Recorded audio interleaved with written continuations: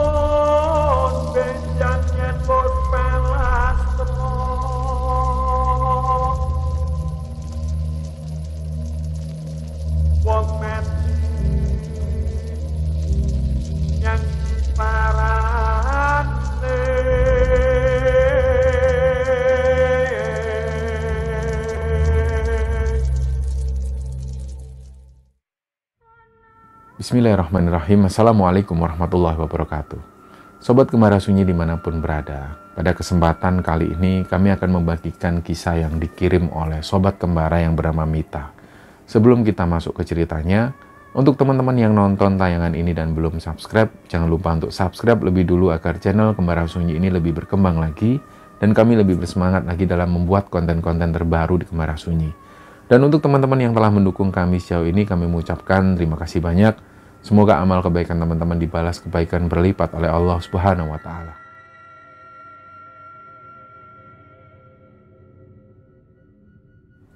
Mungkin di antara teman-teman ini ada yang pernah mendengar istilah khodam. Khodam ini dalam bahasa Arab artinya pembantu. Dan biasanya kata khodam itu selalu dihubungkan dengan khodam leluhur maupun khodam jin dan lain sebagainya. Jadi memang khodam leluhur itu berasal dari leluhur-leluhur kita yang dulunya mungkin mereka sengaja untuk menjadikan bangsa jin itu pembantu mereka. Nah, orang-orang dulu itu banyak sekali lumrah mereka menjadikan bangsa jin sebagai pembantunya untuk membantu misalnya dalam hal spiritual atau misalnya dalam hal untuk menerawang hal-hal gaib dan lain sebagainya. Sehingga ketika para leluhur ini meninggal, khodam ini akhirnya nggak punya tuan. Jadi pada saat itulah khodam-khodam ini atau bangsa jin ini mereka mencari keturunan-keturunan dari leluhur mereka yang dinilai cocok, mungkin dari segi karakter atau mungkin dari sisi weton. Nah, khodam-khodam jin ini umumnya mereka akan selalu mengikuti tuannya. Dan apapun yang diperintahkan tuannya, dia akan manut istilahnya. Ada yang pernah mempunyai cerita ini. Jadi cerita ini dialami oleh Mita. Mita ini asalnya dari sebuah kabupaten di Jogja. Dia awalnya gak pernah tahu bahwa pada akhirnya dia akan diikuti oleh khodam leluhurnya. Jadi ceritanya di masa-masa kecil itu, dia tinggal di salah satu kabupaten di Jogja itu, dia tinggal bersama kedua orang tuanya dan juga mbaknya atau kakak perempuan. Di situ juga ada tinggal kakek buyutnya. Kakek buyutnya ini dari garis keturunan ibunya. Nah, kakek buyutnya Mita ini biasa dipanggil orang-orang dengan panggilan Mbah Samin. Mbah Samin ini dikenal orang yang ngerti. Dalam artian ngerti itu, beliau paham tentang hal-hal gaib atau hal-hal yang seringkali tidak bisa dilihat oleh manusia biasa. Dan itu pun baru diketahui Mita pada waktu Mita ini duduk di bangku SMP. Jadi pas waktu Mita ini masih kecil, dia nggak tahu sebenarnya siapa kakek buyutnya ini. Kenapa kok banyak orang yang sering datang ke rumahnya dan sering konsultasi ke Mbah Samin ini. Dan setiap kali ada tamu atau ada orang-orang yang konsultasi dengan Mbah Samin, orang-orang ini selalu ngasih uang ke Mbah Samin. Dan pada waktu itu karena Mbah Samin atau Mbah buyutnya Mita ini yang usianya sudah sekitar 100 tahun, beliau mengalami katarak di bagian mata, jadi beliau nggak bisa melihat dengan jelas. Setiap kali orang-orang ini ngasih uang, Mbah Samin itu selalu meletakkan uangnya ini di bawah bantal. Jadi semua uangnya dikumpulkan di sana. Suatu ketika Mita ini mau jajan. Sebenarnya dia cuma iseng, dia ingin ambil uang Mbah Samin yang ada di dalam bantal itu. Karena waktu itu Mbah Samin ini posisinya lagi makan di meja makan. Posisi meja makan itu ada persis di depan kamar Mbah Samin. Jadi Mita itu diam-diam, dia masuk ke kamar Mbah Samin, langsung dibukalah bantal itu, dia ambil uang. Nah pas waktu Mita ambil uang, ternyata Mbah Samin yang posisinya lagi makan dan membelakangi kamarnya. Beliau itu langsung teriak, "Mita, Duk, ngopo kowe? Nek arep jaluk duit itu ya ngomong, ojo ngono, iku nyolong jenenge." Nah, Mita ini kaget kok Mbah Samin ini tahu. Akhirnya dia malu, dikembalikan lagi lah uangnya. Dia langsung tanya ke Mbah Samin itu, "Loh Mbah, kok Mbah ini tahu kalau Mita ambil uang?" "Ya ngerti, Mbah iki ambune uangnya ngerti." Maksudnya beliau itu baunya orang itu tahu, istilahnya seperti itu. Jadi kedatangan orang maupun niat orang yang datang ke Mbah Samin, beliau itu tahu. Katanya seperti itu. Nah, berjalannya waktu, jadi perlu diketahui bahwa rumah Mbah Samin ini lokasinya ada di pinggir jalan raya. Tapi karena waktu itu di tahun-tahun 90-an, suasana ini masih sepi, relatif sepi. Jadi jarak dari satu rumah ke rumah yang lain itu sekitar 200 meteran. Selebihnya adalah sawah dan juga kebun-kebun kecil. Dan di rumah Mbah Samin itu ada dua bangunan. Bangunan yang pertama ditempati oleh Mbah Samin dan bangunan yang kedua ditempati oleh orang tuanya Mita. Tapi dua bangunan rumah ini berhubungan, melewati pintu kecil. Jadi kalau Mita biasanya ingin menuju ke rumah Mbah Samin itu, dia masuk ke pintu kecil, langsung tembus ke depan kamarnya Mbah Samin. Di rumah Mbah Samin itu beliau punya kamar. Tapi beliau nggak pernah tidur di kamar itu. Beliau hanya meletakkan barang-barang, meletakkan uang di bawah bantal. Dan selebihnya Mbah Samin ini tidur di ruang tamu. Di ruang tamu itu ada dipan kecil dan ada tikar. Disitulah Mbah Samin ini tidur, dan persis di samping tempat tidur Mbah Samin itu ada lemari jati tua. Disinilah beliau itu meletakkan benda-benda pusakanya. Keris, tombak, gaman, dan lain sebagainya diletakkan di sana. Dan setiap malam, benda-benda yang ada dalam lemari ini bergerak dengan sendirinya. Kladak. Suatu kali Mita ini mengalami itu sendiri. Mita ini jarang sekali tidur di rumah Mbah Samin. Suatu kali dia ketiduran di rumah eyangnya itu, tiba-tiba di sekitaran jam 2 dini hari, dia dengar ada suara gemelodak, gladak. Nah, dia ini penasaran, tapi juga takut. Jadi akhirnya dia putuskan membuka mata. Karena waktu itu dia tidur di tempat tidur Mbah Samin yang lokasinya persis di depan lemari. Jadi dia buka mata pun langsung bisa melihat lemari itu. Dan karena suara ini berasal dari lemari itu, Mita buka mata. Pas waktu Mita ini buka mata, dia melihat lemari itu goyang sedikit. Mungkin karena saking kerasnya goyangan yang ada di dalam itu.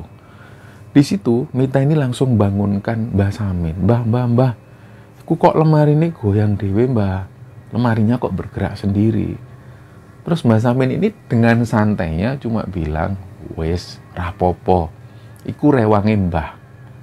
Artinya itu pembantunya Mbah semua. Nggak usah takut, sudah tidur lagi. Di situ akhirnya Mita tidur. Nah, beberapa waktu kemudian, pada saat Mita ini usianya sekitar 6 tahun atau 7 tahun, dia ini tiba-tiba dipanggil oleh Mbah Samin. Dok, kalau diartikan dalam bahasa Jawa, Mbah Samin kira-kira ngomong seperti ini, Dok, kamu mau ndak dikasih Mbah sesuatu, dikasih Mbah pegangan atau senjata? Nah, karena waktu itu dia masih anak-anak, dia seneng. Yang dia bayangkan waktu itu seperti pahlawan-pahlawan superhero yang ada di film.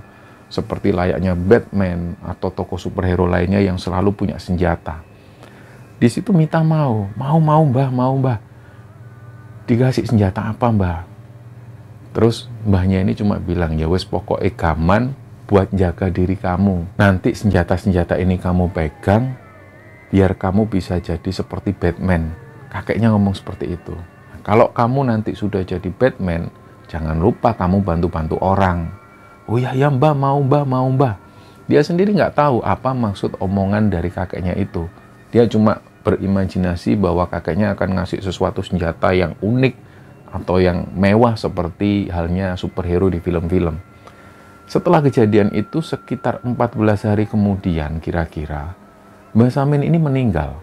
Di usia 100 tahun lebih Mbah Samin meninggal. Dan setelah Mbah Samin itu meninggal, nggak lama setelah itu Mita ini seperti berubah hidupnya. Dia tiba-tiba bisa melihat makhluk-makhluk tak kasat mata. Di rumah Mbah Samin itu Mita sering melihat banyak sekali makhluk-makhluk aneh. Yang pertama kali dirasakan Mita, pada waktu itu dia masuk ke rumah Mbah Samin dan dia melihat di samping lemari Mbah Samin itu berdiri sosok pocong. Tapi pocongnya ini nggak normal. Pocongnya ini besar sekali ukurannya. Dan dia cuma diam di sana. Beberapa waktu kemudian Mita juga sering melihat penampakan makhluk-makhluk aneh. Ada sosok yang jalannya itu merangkak. Dengan kondisi tangan yang panjang sekali juga dengan kaki yang panjang. Banyak sekali hal-hal yang dirasakan Mita itu sangat aneh. Baru dia mengetahui hal ini ketika dia duduk di bangku SMA. Dia mengingat lagi kejadian waktu kecil itu. Dia merasa bahwa yang dilihat waktu itu ini bukanlah sosok-sosok manusia, tapi dari bangsa jin. Nah, selama Mbah Samin ini meninggal, pusaka-pusaka beliau itu masih ada di dalam lemari. Dan pusakanya ini selalu bergerak di setiap malam hari. Sampai-sampai pada waktu itu, karena rumah Mbah Samin ini ada di samping, orang tua Mita dan juga Mita ini tidur di rumahnya. Tiba-tiba di sekitar jam 1:30 malam, mereka mendengar, mungkin saking kerasnya, suara gerakan-gerakan ini saking kerasnya, sampai-sampai suara ini terdengar di rumahnya Mita. Padahal jaraknya juga lumayan jauh. Akhirnya membuat orang tua Mita ini kebangun dan langsung ngecek ke rumah Mbah Samin. Begitu dicek di sana, lemari ini masih gerak. Dan begitu lemari ini dibuka, nggak ada lagi suara. Nah, karena seringnya kejadian-kejadian semacam ini, pusaka-pusaka yang ada dalam lemari ini sering gerak sendiri. Akhirnya, orang tua Mita memutuskan supaya pusaka-pusaka ini dipindahkan. Jadi, ibunya Mita waktu itu menghubungi saudara-saudaranya, dan beliau bilang supaya pusaka-pusakanya ini segera dirawat. Karena ibunya Mita merasa mereka ini nggak bisa merawat daripada ada apa-apa. Jadi setelah itu, pusaka-pusaka ini pun dibawa oleh saudara ibu-ibunya Mita. Setelah meninggalnya Mbah Samin ini, ada juga kejadian aneh. Mita ini selalu didatengin sosok nenek-nenek. Yang awalnya Mita itu merasa yang masuk ke kamar Mita ini adalah ibunya. Jadi kejadiannya waktu itu sekitar beberapa hari setelah Mbah Samin meninggal. Mita selalu tidur menghadap ke arah tembok. Jadi dia membelakangi pintu. Dia tidur. Tiba-tiba dia juga dengar kalau ada yang masuk ke kamarnya. Itu tadi dia merasa bahwa yang masuk itu ibunya. Jadi dia biasa aja, dia melanjutkan tidurnya. Terus si sosok perempuan ini duduk persis di belakang Mita. Terus rambut Mita itu dibelai. Awalnya rambutnya dibelai. Terus beberapa helai rambut Mita itu dibuat mainan, diplontir-plontir dengan jari, dan Mita merasakan betul. Karena Mita waktu itu posisinya tidur, dia berat sekali untuk membuka mata. Dibiarkanlah karena dia merasa ini ibunya. Nah, keesokan harinya, di malam hari, dia juga didatengin sosok ini. Sekali lagi dia merasa bahwa itu ibunya. Tapi yang membuat dia aneh, kenapa kok ibu ini selalu datang tiap malam? Hal ini nggak pernah dilakukan ibunya Mita sebelum-sebelumnya. Jadi dari situlah, di malam kedua itu, Mita ini penasaran. Dia coba buka mata, nah si sosok ini masih buat mainan rambutnya Mita. Rambutnya dipelontir-pelontir. Terus Mita noleh, ternyata yang dilihat Mita ini adalah sosok nenek-nenek. Mohon maaf, giginya itu nggak rata.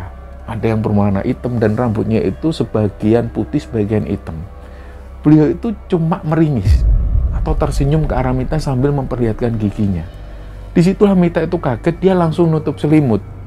Nah, hal ini nggak pernah diceritakan ke ibunya atau ke orang tuanya. Dia pendam sendiri. Ternyata kehadiran sosok nenek-nenek ini sering. Dan beberapa kali sosok nenek-nenek ini juga datang ke mimpinya Mita.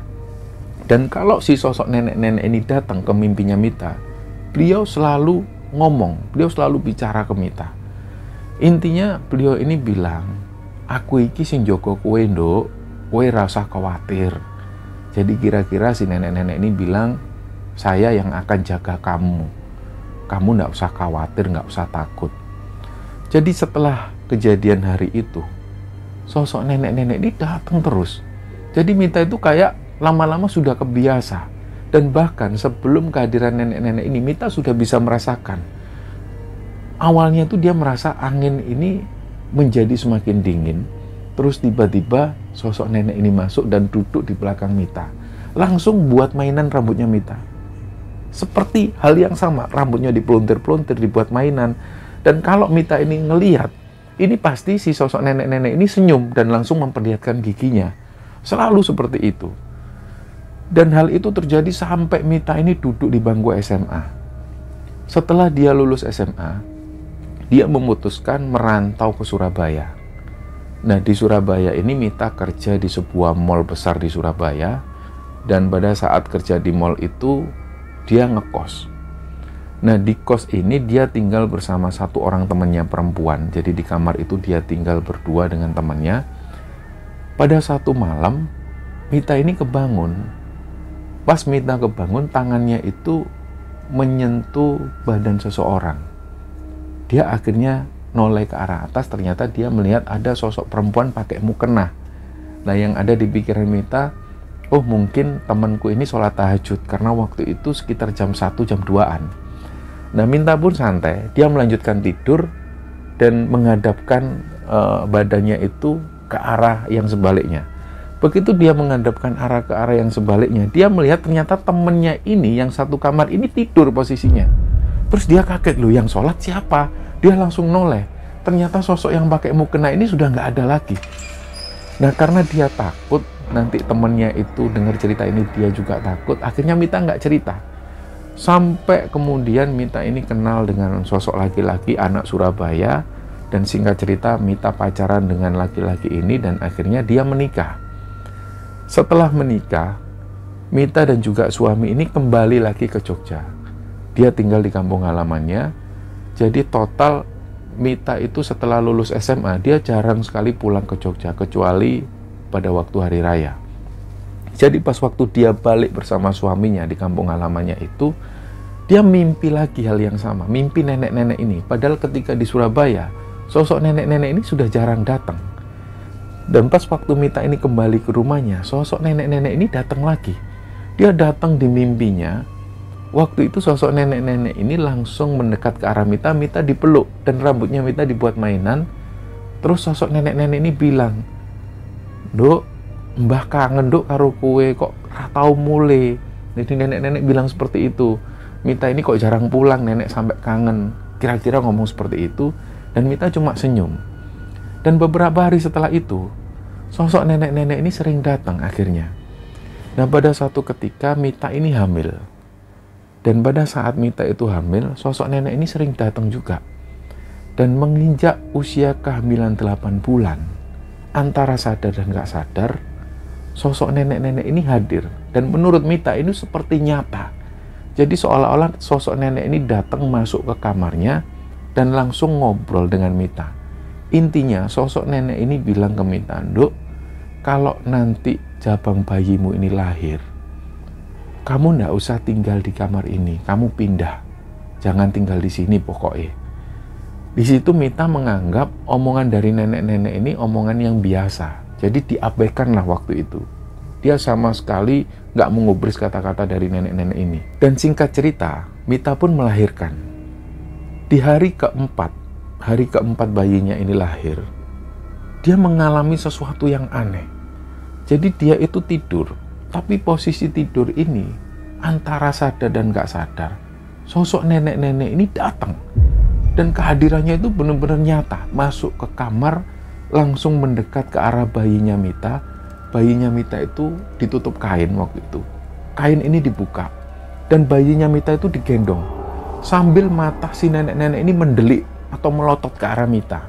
Jadi menunjukkan rasa ketidaksukaan ke Mita. Jadi waktu itu Mita pun kaget. Dia cuma diem. Dan dengan posisi nenek-nenek ini gendong bayinya Mita, beliau bilang, "Kowe iku ra nurut.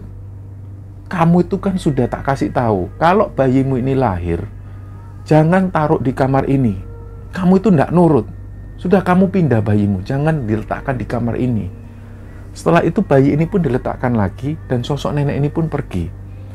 Karena Mita merasa kalau nenek-nenek ini marah, akhirnya setelah itu bayi Mita ini pun dipindahkan. Jadi awalnya Mita yang nggak percaya dengan kata-kata dari nenek-nenek itu. Dan setelah Mita ini melanggar hal itu, nenek ini pun datang dengan marah. Akhirnya Mita pun nurut. Bayi ini nggak diletakkan lagi di kamar itu. Nah, beberapa hari setelah itu, suami Mita ini sering sekali dapat kerjaan di Surabaya. Dan pada akhirnya setelah itu, karena suaminya ini sering kerja di Surabaya, akhirnya mereka berdua memutuskan untuk beli rumah di Surabaya. Setelah itu mereka pun pindah. Mereka tinggal di Surabaya Utara. Dan selama tinggal di Surabaya Utara itu, Mita ini malah frekuensinya semakin tinggi ketemu dengan sosok nenek-nenek ini. Padahal dulu di waktu-waktu bujang, pada saat Mita tinggal di Surabaya, sosok nenek-nenek ini nggak pernah hadir. Tapi setelah anaknya ini lahir dan dia tinggal di Surabaya bersama suaminya, sosok nenek ini selalu hadir. Dan bahkan yang lebih ekstrim, Mita ini sering kesurupan. Ini pengakuan dari suami Mita sendiri. Kadang-kadang Mita itu merasa kalau sosok nenek-nenek ini datang masuk kamarnya, dan setelah itu dia nggak sadarkan diri. Dia nggak ingat lagi kejadiannya. Tiba-tiba dia dibangunkan oleh suaminya. Pas waktu suaminya ini bangunkan, suaminya cuma bilang, "Kamu barusan kesurupan tadi." "Duh, kesurupan gimana, Mas?" Suaminya pun cerita. Ternyata pada saat Mita ini kesurupan, suara Mita itu berubah jadi suara nenek-nenek. "Kowe Joko bocah iki, ojo mbok larani. Nek kowe ngelarani bocah iki, aku sing maju, kowe sing ciloko." Suaminya cuma bisa diem. Karena suaminya sendiri juga kaget ngelihat Mita yang suaranya berubah jadi suara nenek-nenek. Dia kaget awalnya. Dan kejadian itu terjadi beberapa hari sekali. Setiap kali Mita ini ngelamun atau dia diem, dia tiba-tiba kerasukan. Untungnya kok pas ada suaminya. Jadi ketika Mita kesurupan, suaminya lah yang mengeluarkan sosok nenek-nenek ini. Dan menurut kesaksian suaminya, selalu seperti itu. Suara Mita selalu berubah menjadi suara nenek-nenek. Sampai pada akhirnya, Mita dan suami ini merasa terganggu dengan hal ini. Terus akhirnya suami Mita ini menghubungi omnya yang kebetulan paham dengan hal-hal semacam ini. Jadi waktu itu omnya suami Mita ini datang dan langsung ngecek kondisi Mita. Gak lama setelah itu omnya cuman bilang, "Istrimu ini, si Mita ini memang ada yang jaga sosok nenek-nenek. Tapi beliau ini baik. Beliau nggak berefek negatif sedikit pun ke istrimu. Jadi ya wis biarin aja lah, nggak usah diusir. Toh ini juga kodam dari leluhurnya." Dari situlah akhirnya suaminya ini paham. Dan setelah itu suaminya ini sering baca Quran. Tujuannya supaya sosok nenek-nenek ini nggak sering merasuki Mita. Untuk masalah sosok nenek ini dekat dengan Mita, suaminya nggak masalah. Yang penting jangan sampai sering-sering membuat Mita ini kerasukan, karena akan membuat mereka ini repot. Dari sinilah Mita yakin bahwa ini adalah kodam dari leluhurnya. Nah, karena sosok kodam ini nggak mengganggu Mita dan nggak memberi efek negatif apapun ke Mita, jadi sampai hari ini pun sosok kodam nenek-nenek ini pun dibiarkan. Dia masih ada bersama Mita dan sering kali masih ada di mimpinya, dan bahkan sering datang pada saat Mita tidur dan sering kali memainkan rambutnya Mita. Nah, cerita inilah teman-teman yang diceritakan oleh Mita kepada Kembar Sunyi. Semoga kisah ini bisa menghibur teman-teman sekalian, dan lebih-lebih kisah ini bisa kita ambil hikmah dan bisa kita ambil pelajaran di dalamnya. Mohon maaf kalau ada salah-salah kata. Wassalamualaikum warahmatullahi wabarakatuh.